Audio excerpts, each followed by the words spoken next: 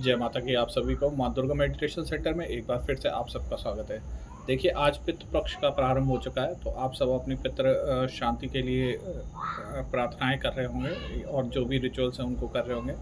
आज एक पूर्णिमा है और आज एक बहुत महत्वपूर्ण खगोलीय घटना भी घटने वाली है, यानी आज शाम को चंद्रग्रहण होने वाला है।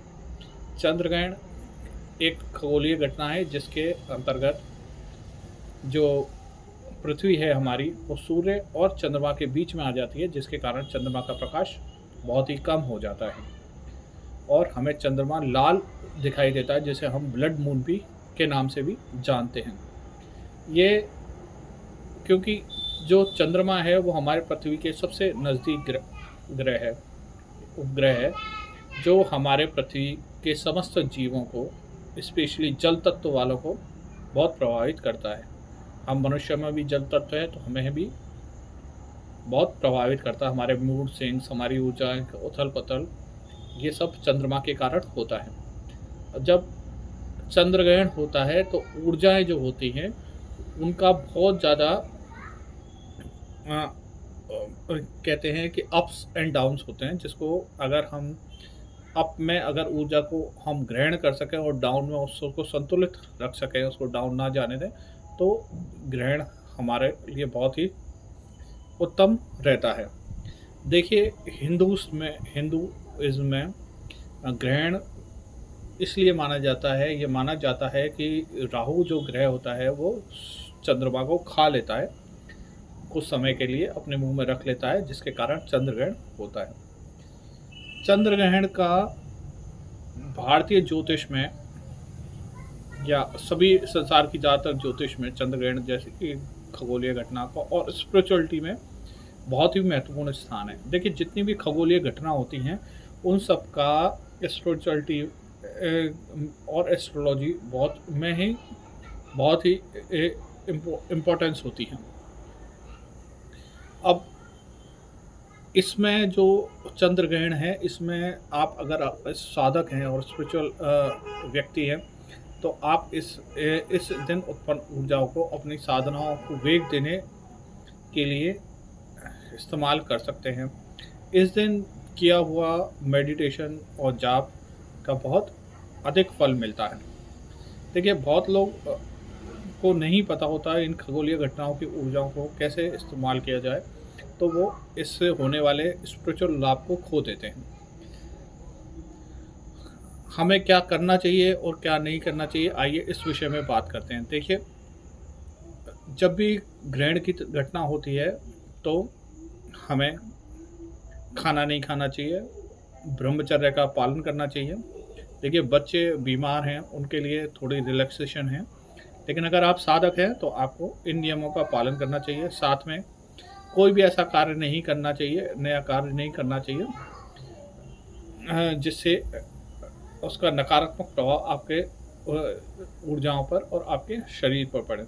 क्या करना चाहिए, आपको मेडिटेशन करना चाहिए, जिससे और इस दिन किया हुआ मेडिटेशन आपकी ऊर्जाओं को इतनी ज़्यादा एम्पलीफाई कर देता है कि आप मतलब सामान्य पूरे साल भर करेंगे, उससे एक दिन के कुछ घंटे करेंगे तो वो आपकी ऊर्जाओं को एक अलग ही आयाम प्रदान करेगा। साथ में मंत्र जाप करने चाहिए, आप कोई भी साधना करते हैं उसको करना चाहिए, तो जिससे आपको उन जाप का फल कई गुना अधिक मिलता है।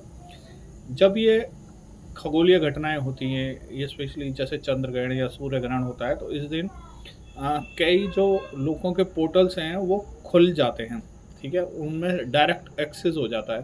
तो ये कुछ पोर्टल्स नेगेटिव भी होते हैं तो और कुछ पॉजिटिव होते हैं, इसलिए जब भी हम जाप मेडिटेशन ग्रहण के दौरान करें तो सबसे पहले अपना सुरक्षा चक्र लगाएं और उसके बाद हम अपनी जाप आराधना करें, जिससे हमारे नेगेटिव से हमारी प्रोटेक्शन हो और हम जो ऊर्जा उत्पन्न हो रही है उनसे हम अपनी साधनाओं का विस्तार कर सकें और नए पोर्टल्स को उनकी यात्रा कर सकें या उनको डिस्कवर कर सकें कि उधर क्या है, ठीक है। अब एक बात और मैं आपसे शेयर करना चाहता हूँ कि जैसा आप सबको पता है कि ग्रहण काल रात्रि 9:58 पर स्टार्ट हो जाएगा और 1:26 पर ख़त्म हो जाएगा। सूतक काल है वो आज दोपहर से ही 12:22 पर लग जाएगा और 1:26 पर ख़त्म होगा। तो इस दिन मंदिरों का पट बंद हो जाते हैं, बंद रखते हैं और अगले दिन ही कल प्रातः पूजा होगी। लेकिन आप अपने घर में दिया जला सकते हैं और अपने जाप ध्यान कर सकते हैं। ना तो भगवान को भोग लगाना है, ना कुछ करना है, ठीक है? और कोशिश करिए कि आप भी ना खाएँ, ठीक है? सिर्फ़ बीमार और बुज़ुर्ग और बच्चे, इनके लिए ही रिलैक्सेशन होता है। और खाने में थोड़ा तुलसी का पत्ता डाल के रखें। आप इन इन खगोलीय जो घटनाएँ होती हैं, इन पर अवश्य जाप करें, जिससे आपकी जो ऊर्जा हैं, वो बेहतर ढंग से